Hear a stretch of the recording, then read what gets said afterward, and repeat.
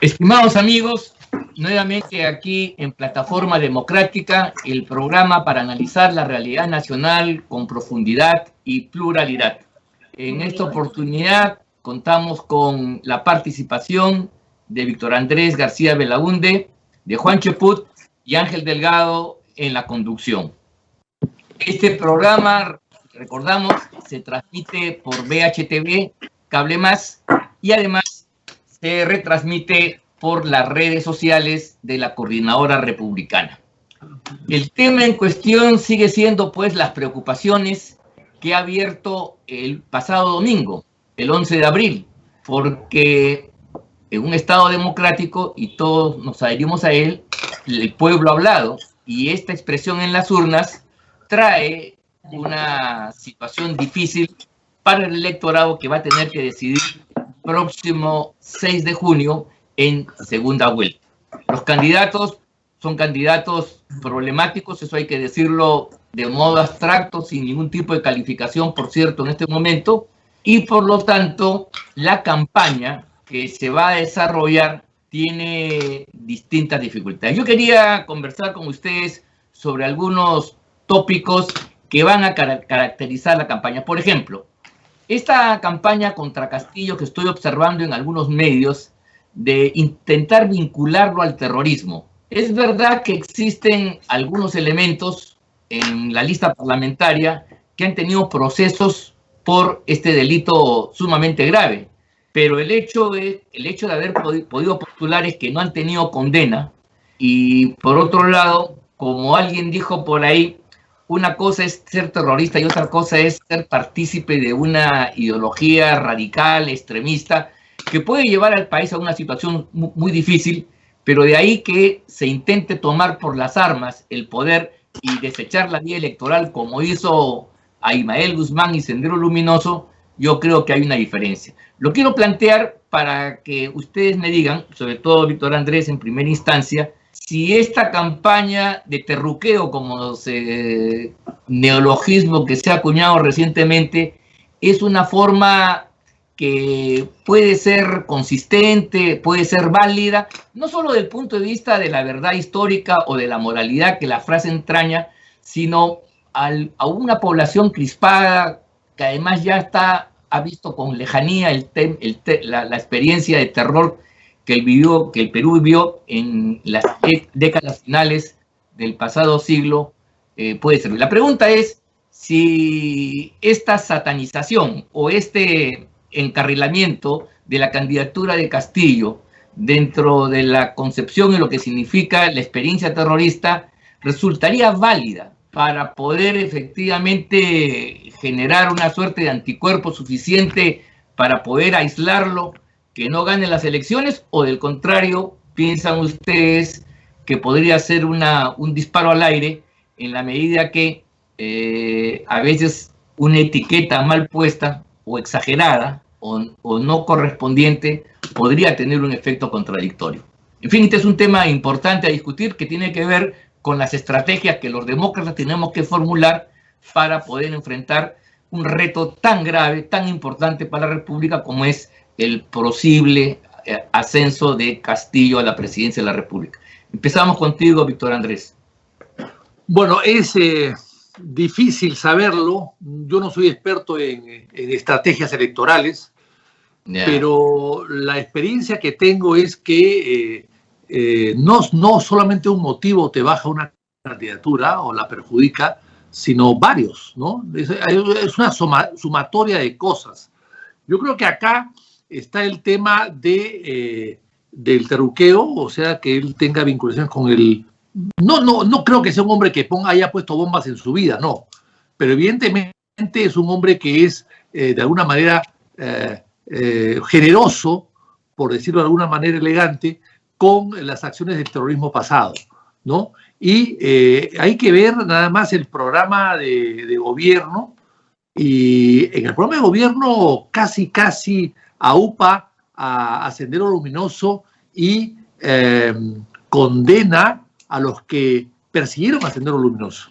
Y concretamente en la página 53, creo 51, creo que 53 del programa de gobierno de Patria Libre, dicen que Belaúnde murió impunemente y que nunca se le juzgó por los crímenes de lesa humanidad que cometió durante su gobierno. Y lo mismo dice García. Bueno, en un programa, yo nunca he visto un programa de gobierno, en los años que tengo en política, que se refiera a hechos del pasado y a líderes ya fallecidos. Y a gobiernos que no han sido gobiernos de 40 años o 50 años. O sea, eso ¿qué cosa es? Es un reconocimiento solapado de Sendero Luminoso, de que Sendero Luminoso fue una expresión colectiva equivocada, hermanos equivocados, como lo llamaban alguna vez, pero que finalmente justificaban el accionar de Sendero Luminoso, como lo justificaba de alguna manera el diario de Marca en su momento, que era un diario vocero del senderismo. Entonces, con todos esos antecedentes, tú no puedes dudar ya que él está justificando mucho más allá que la Comisión de la Verdad, por supuesto, está justificando el accionar de Sendero y condenando de alguna manera también sutil la reacción del Estado contra Sendero Luminoso en su momento. Eso es inaceptable, eso es una clara vinculación del señor Castillo y de su gente con una clara vinculación y motivación y contemplación y aceptación, claro, equivocados, pero finalmente actuaron bien, eran buenos muchachos, se equivocaron, pero eran nuestros hermanos, ¿no? Es el hermano equivocado a quien tú le perdonas todo. Entonces, eso es lo que está pasando con Castillo, es perdona a todos sus hermanos equivocados, no perdona otro tipo de cosas, pero sí perdona eso. Entonces yo creo que eso es una clara muestra de lo que puede pasar. Ahora bien, yo creo que hay que decir algo más. Es un señor Castillo de muy poco conocimiento de las cosas, muy ignorante, diría yo. Digamos, no es un profesor universitario, ni siquiera de secundaria, es un profesor de primaria. Entonces tiene la formación para enseñar a chicos de 4, 5, 6, 7 años de edad o 8 años de edad, pero no tiene mayor conocimiento para poder enseñar al país o ser un docente del país como se requiere de un presidente de la República, de manejar otras artes, otros conocimientos y tener cierta experiencia en el manejo del Estado. O sea, yo creo que ahí es un punto muy débil del señor Castillo, más formado ideológica y políticamente y culturalmente es Cedrón, aunque sabemos que Cedrón tiene también una mala formación en cuanto a sus valores éticos. Pero en todo caso yo creo que esas cosas se pueden perfectamente bien resaltar en una campaña. Bien, interesante el punto de vista. Yo quería la pregunta, pero poner otro elemento. El tema del modelo económico, que es lo que más le preocupa a los empresarios con los cuales aquí hemos conversado muchas veces no han sido los mejores defensores de la democracia. Cuando se habla de defensa del sistema político, ellos solamente piensan en la tasa de ganancia o en el patrimonio, en la defensa de la economía de mercado, cosa que me parece bien, pero creo que podría ser que la estrechez de miras al levantar este asunto en un país que está pauperizado, ojo, donde la gente ha vuelto a la pobreza a raudales, en millones, donde la gente está angustiada en este momento porque no tiene trabajo, no tiene cómo alimentar a los hijos, y el Estado no responde, gracias a la política ineficaz seguida por Vizcarra y en alguna medida ratificada por Sagasti. La pregunta es si esta defensa del modelo económico que yo he escuchado por parte de algunos periodistas y publicistas y analistas resulta suficiente como para poder enfrentar con éxito lo que significa el señor Castillo, ¿no? Juan. Gracias, Ángel. Un abrazo para Víctor Andrés y otro para ti. Una vez más, contento de compartir con ustedes este espacio. Mira, es el mismo error que cometió el Fredemo, ¿no? El Fredemo en los años 90 priorizó la defensa del modelo, inclusive se hablaba de una profunda reforma del Estado, y al final lo único que generó fue una distancia respecto del pueblo. Si en estos momentos nosotros analizamos lo que están planteando los amigos del fujimorismo, pues ¿qué escuchamos? No a un cambio constitucional, defensa del modelo económico, somos anticomunistas, pero la pregunta ¿es eso lo que le interesa a los sectores D y E? Que no tienen agua, no tienen desagüe, que tienen problemas de inseguridad, que no tienen trabajo, que están sufriendo los efectos de la pandemia.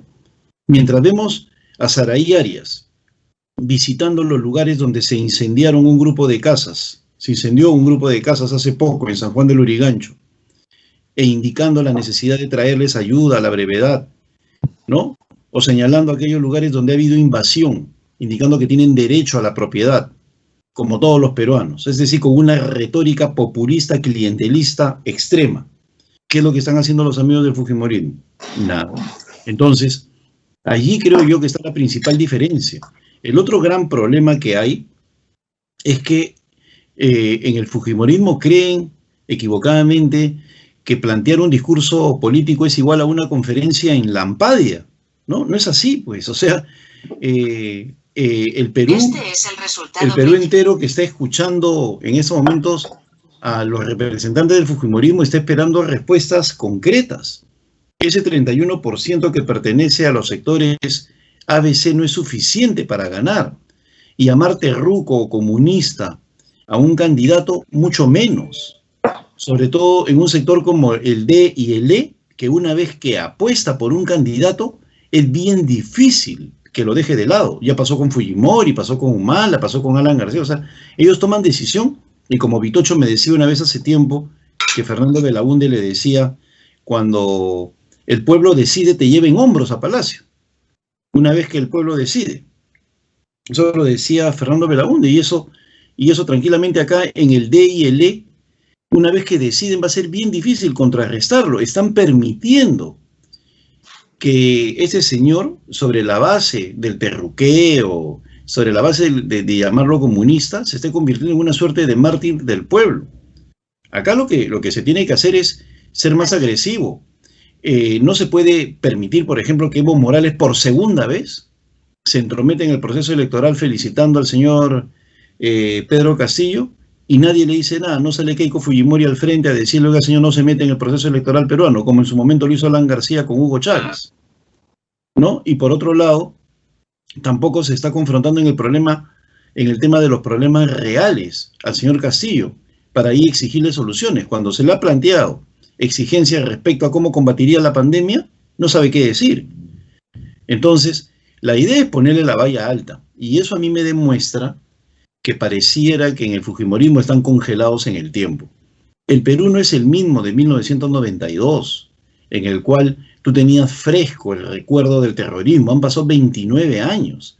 Tú llamas terruco, un joven que hoy día tiene 21 y que no ha vivido eso, le parece algo romántico, como nosotros en su momento de repente pensábamos pues del Che Guevara, ¿no? Porque no lo habíamos, o de las guerrillas de Herot, o de La Puente, ¿no? En la selva peruana. Lo ves como algo romántico, llamativo, no lo ves como algo agresor.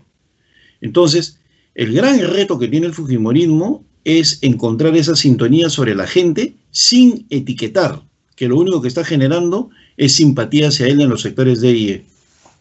Sí, bien, pues ese es el problema. ¿Cómo ubicar en Castillo un elemento que sea universal, o sea, que vaya a todas las clases, a todos los sectores, a lo largo y ancho del país, y que no reafirme la convicción de aquellos que consideran que como Castillo es alternativa A, entonces este tipo de estar contra el modelo económico o acusarlo de terrorista no es una forma de descalificarlo? Creo que ese es el tema.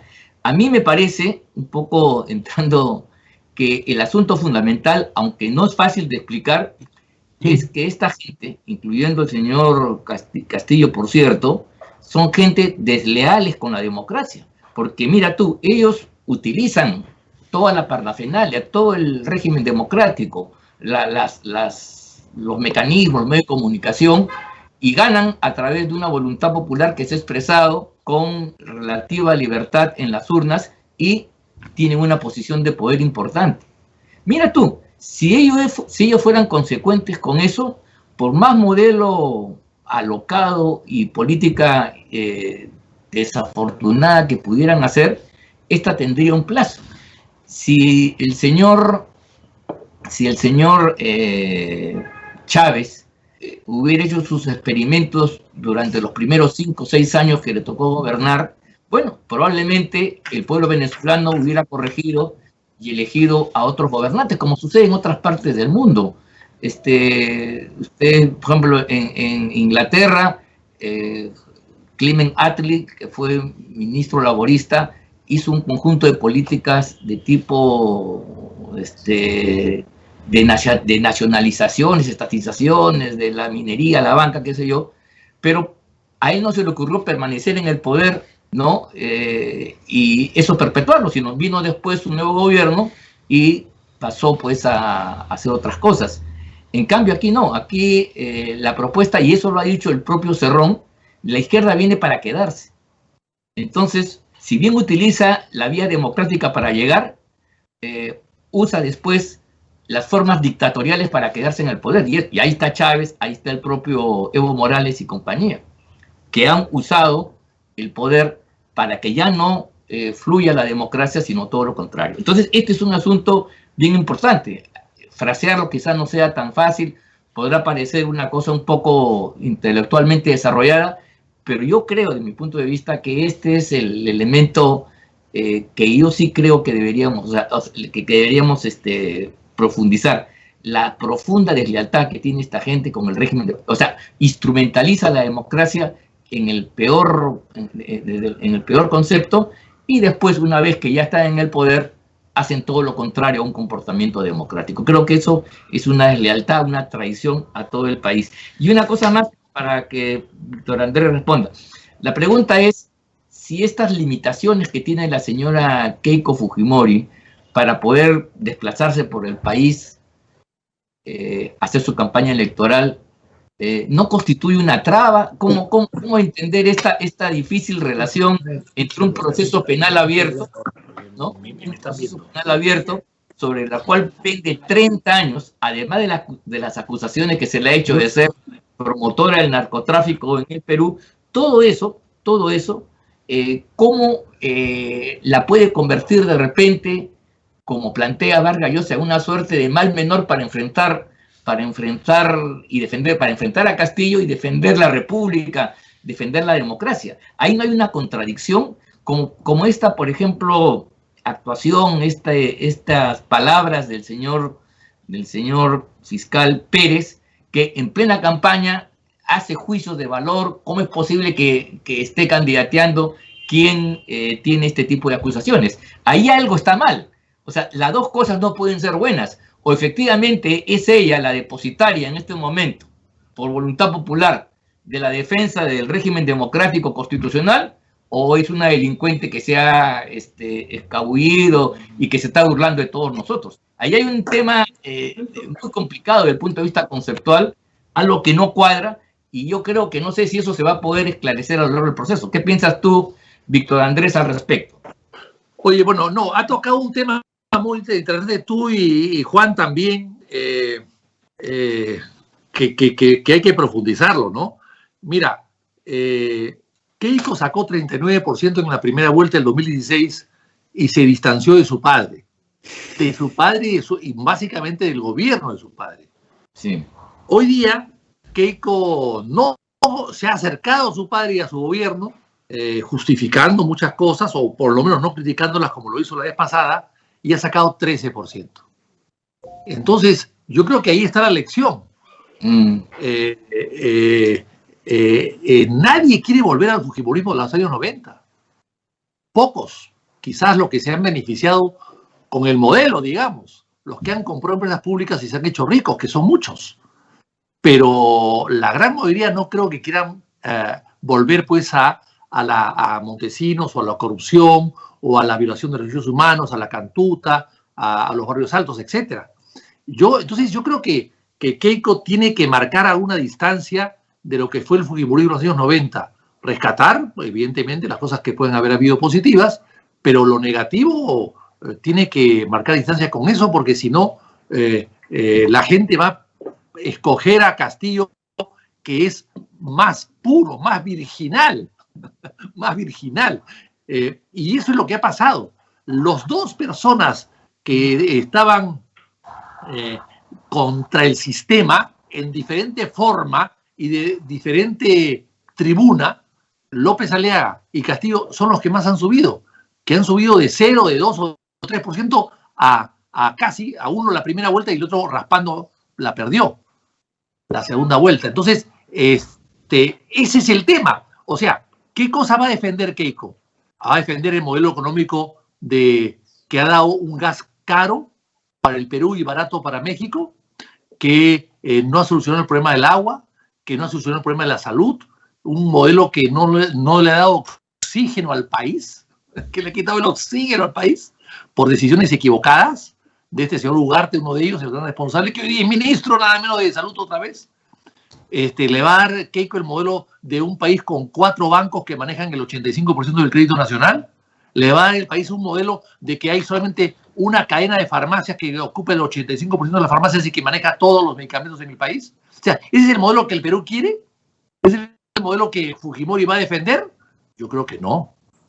Yo creo que no. Yo creo que hay que cambiar el modelo. No, el modelo no, pero hay que reformar el modelo. O sea, el Perú tiene que ser un árbitro. El Estado peruano tiene que ser un árbitro. No puede ser un jugador grande, poderoso, que aplasta al jugador pequeño y débil. No puede ser tampoco un Estado que sea espectador, como era el Estado un poco en época de Fujimori, espectador. El Estado jugador grande y poderoso que apabulla a un equipo débil es el Estado que quiere Castillo. El Estado que nos puso Fujimori es un Estado árbitro, que está en la tribuna y aplaude como el chico se come el grande, sin hacer nada.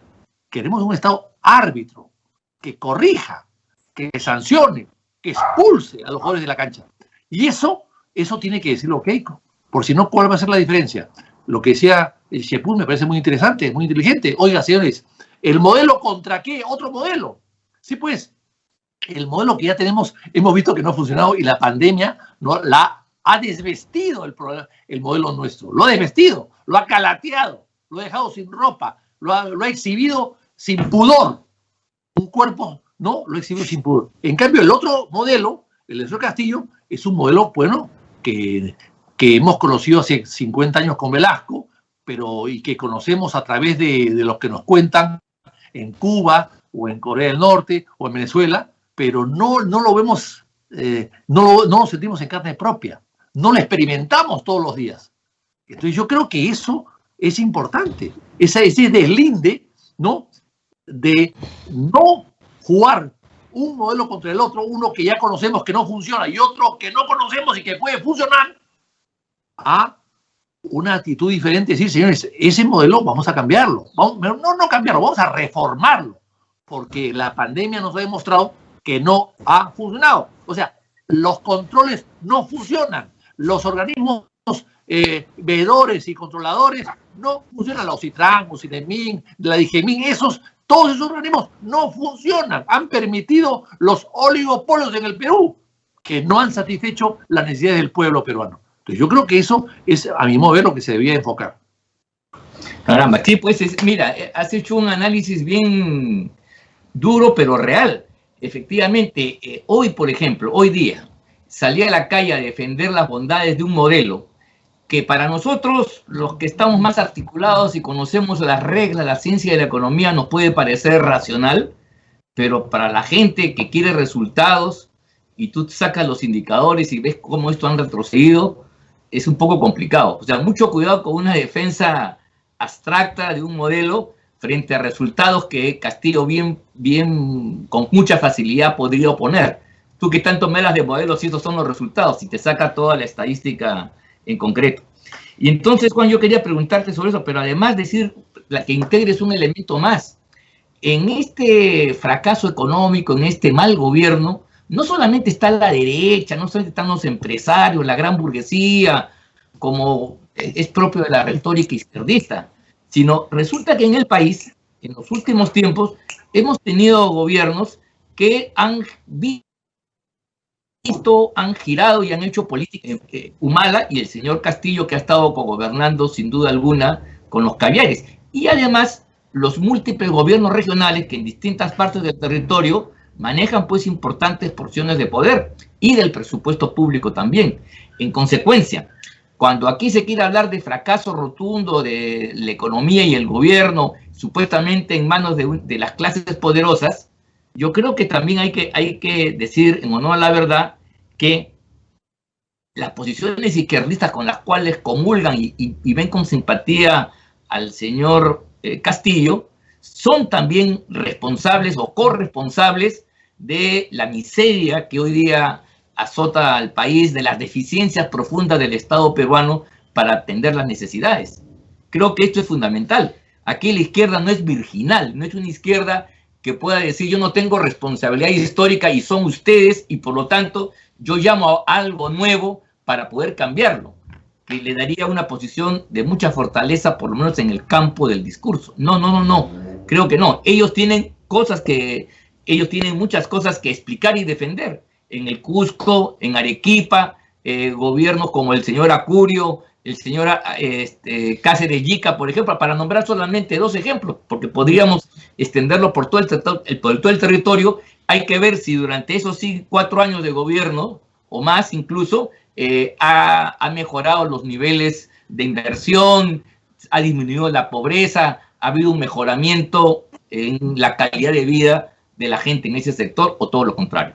Juan. Gracias, Ángel.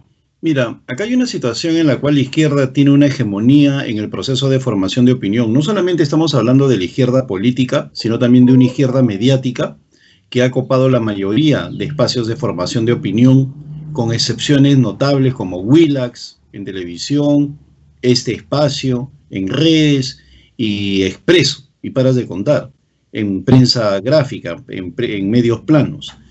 Y he allí un mérito de la izquierda, que en el debate de las ideas, en el copamiento intelectual, en la forma como ha ido ocupando la academia, los colegios profesionales, ha tenido un avance sistemático y exitoso en los últimos 20 años. Hoy por hoy ocupan todos los espacios de formación de opinión y los están utilizando para dulcificar al señor Pedro Castillo y para no nombrar, no mencionar los latrocinios, la pésima gestión, ¿no?, de personajes vinculados a la izquierda. No olvidemos que son 12 gobernadores regionales los que tienen procesos, algunos de los cuales están detenidos. Susana Villarán se encuentra detenido por Odebrecht. No se ha mencionado nada de algunos candidatos que están allí pululando. El señor, el fiscal José Domingo Pérez, en ningún momento ha reclamado por otras personas que tienen procesos avanzados, como el señor Urresti, sino específicamente contra Keiko. Pero lamentablemente Keiko sigue pensando equivocadamente, un poco de manera endógena, viendo al ombligo de su movimiento. Como decía Vitocho, como decías tú mismo, ¿no?, en lugar de hacer una apertura que tenga que ver con el cambio constitucional, cosas de ese tipo, situaciones más cercanas a la gente, no quieren cambiar la Constitución, se aferran al modelo albertista, parte de su agenda es liberar a Alberto, etcétera, etcétera. Eso, como te digo, ya no le importa a la gente, y sobre todo a la juventud, que es el 40% de la votación, menores de 25 años, ¿no?, votantes, ni siquiera saben quién es Alberto Fujimori, porque ya pasaron pues tantos años que ni siquiera saben quién es. Entonces hay un discurso equivocado y poco político. Y una vez más vemos como una fuerza política organizada, la izquierda, que están y con formación política, o sea, he allí lo que significa la importancia de la formación política y de la disciplina partidaria, tiene un discurso uniforme. Se han unido los Cáceres Yica, los Juan Manuel Guillén, ¿no?, los Vladimir Cerrón, alrededor de Pedro Castillo, a lo largo y ancho del país, mientras no se logra conformar un grupo, un Estado mayor, un grupo homogéneo dentro de los demócratas, que vemos un peligro a la vuelta de la esquina. Allí, por otro lado, es el papel del empresariado. Un empresariado que se limita a incentivar un apoyo cuando ellos en la práctica no han hecho absolutamente nada por mejorar las condiciones del pueblo. Víctor Andrés ha sido certero en señalar los problemas empresariales que hay, con oligopolios, con copamientos del mercado, con formas como con acuerdos para concertar precios. Y cuando uno hace una crítica a ese tipo de cosas, de inmediato te saltan al cuello como enemigo del mercado. Y no nos damos cuenta que si 5 expresidentes están en condiciones penales, judiciales, es porque hay un modelo que está fallando. Hay una estructura política que está muy mal. Ninguna estructura política en América Latina hace que todos tus expresidentes de ese siglo estén en procesos penales.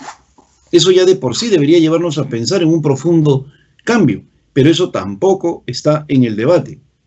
Y ellos insisten en limitarse a llamar comunista, cuando de por medio la descalificación tiene que ir por otro lado, la ausencia total de ideas y la inviabilidad de un sistema que ha fracasado en América Latina. Ni siquiera se quieren meter con Evo Morales, ¿no? Señalando el desastre que es para Bolivia. Y por otro lado, otro tema ausente, ¿no? El concepto geopolítico.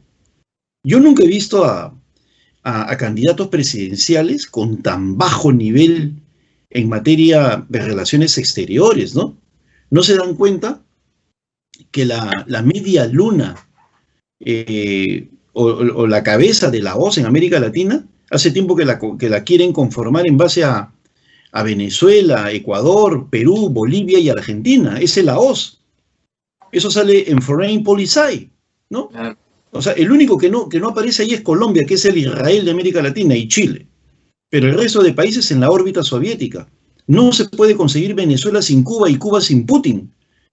O Evo Morales. El papel de Lula da Silva. O sea, acá hay un esquema geopolítico. Las reservas naturales de cobre y de litio, el 80% de las reservas mundiales están en el triángulo formado entre Arequipa, La Paz y Tarapacá. Y eso ni siquiera aparece en el debate. Evo Morales Mosca está viendo cómo incidir en la macroregión sur, y acá nadie se da cuenta, nadie se cae de espaldas por la ausencia de ese criterio geopolítico en nuestros candidatos, que es bien triste, de verdad, que ni siquiera se den cuenta de la forma como se mueven los hilos a nivel internacional en un mundo completamente integrado. Entonces, espero yo que eso se recomponga en los próximos días, pues de lo contrario, no tengo ninguna duda que la distancia entre Pedro Castillo y Keiko Fujimori se va a mantener. Yo recuerdo que en el programa de Beto Ortiz le decía, el antifujimorismo es fuerte, no tengas ninguna duda. Y como también no tengo ninguna duda en que la izquierda, que puede llegar a tener 20% más el 15% de antifujimoristas, ganaron las elecciones, con 35%. Un 30% que no vaya y un 20% que vote por Keiko. Y ganaron las elecciones. Y como tú señalabas hace unos minutos, utilizando los mecanismos de la democracia, lo primero que van a hacer, como lo hizo Hugo Chávez, como lo hizo Evo Morales, como lo hizo Rafael Correa, ¿no? Para ver a 3 vecinos, nada más, lo primero que hacen es a los 2 años referéndum, nueva constitución y un mandato más. Y así hasta el infinito, utilizando la democracia, ¿no? Y eso no lo están viendo los mediocres empresarios del Perú, ¿no? Incapaces de conformar una élite, ¿no? Ni tampoco lo están viendo aquellas personas que deberían participar más activamente en el debate político nacional. Es cierto, mira, esos empresarios que apoyaron, por ejemplo, el cierre del Congreso de la República en septiembre del año pasado, no se dan cuenta. No se dan cuenta absolutamente nada de eso. Que le han abierto el camino para que el señor Morales, en esa misma fecha, pueda cerrar el Congreso si es que se le ocurre presentar 2 cuestiones de confianza entre el mes de agosto y septiembre. Estaría cerrando el Congreso de la República porque el Tribunal Constitucional, el vigente, ha dicho que el presidente puede usar esta figura de cualquier manera y en cualquier momento. Y por otro lado, el cierre del Congreso es una medida constitucional. Entonces, ni siquiera para poder imputarle a Castillo cuando haga eso, de que está dando un golpe de Estado, porque está obrando de acuerdo a la Constitución. Mira tú el problema en que nos han metido esta nefasta herencia que viene del vizcarrismo. Y por otro lado, como un tema ya para quedar para adelante, como una discusión, es el cambio que ustedes han planteado en sus opiniones. Me parece que no debe ser privativo del radicalismo y de la izquierda. Creo que los sectores democráticos, republicanos, nosotros tenemos que decir las cosas con dureza y decir lo que está mal y hay que cambiar eso. Y nadie tiene por qué asustarse al respecto. Cuando se plantea un cambio en la Constitución, algunos cambios en el modelo económico. No hay que asustarse porque algunas personas dicen que ya estamos afectando la economía, la inversión. No, señor. Justamente para que la cosa funcione mejor, todo proceso político tiene que ayornarse, modificarse, tiene que cambiar y hay que asumirlo como tal. Si la señora Keiko Fujimori solamente va a tener una estrategia de defensa y no de cambio para sintonizar con una población que está realmente ansiosa de una transformación, creo que la cosa se va a ver bastante peliaguda. Bien, creo que ha sido un excelente programa.